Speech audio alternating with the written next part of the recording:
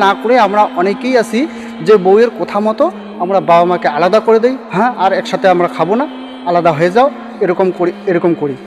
কিন্তু এটা একদম করাটা ঠিক না। আমাদের আগে যাচাই করতে হবে, কেননা আল্লাহ রসুল সাল্লাল্লাহু আলাইহি সাল্লাম বলেছেন যে কোনো কিছু করার আগে তোমরা আগে যাচাই করো, কতটা সত্যি আর কতটা মিথ্যা সেটা আগে তোমরা যাচাই করো।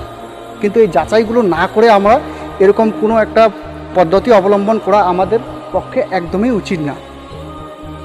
তাই আমি প্রত্যেক যুবক ভাইদের অনুরোধ করে বলবো যে এরকম বাবা মার সাথে, বউয়ের কোথায়, পাড়া প্রতিবেশীর কোথায় বাবা মায়ের সাথে খারাপ আচরণ করবেন না।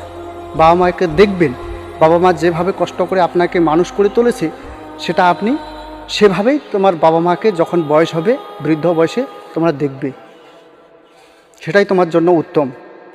আল্লাহ পাক আমাদেরকে সকলকে সঠিক বুঝ দান করুক, আমিন।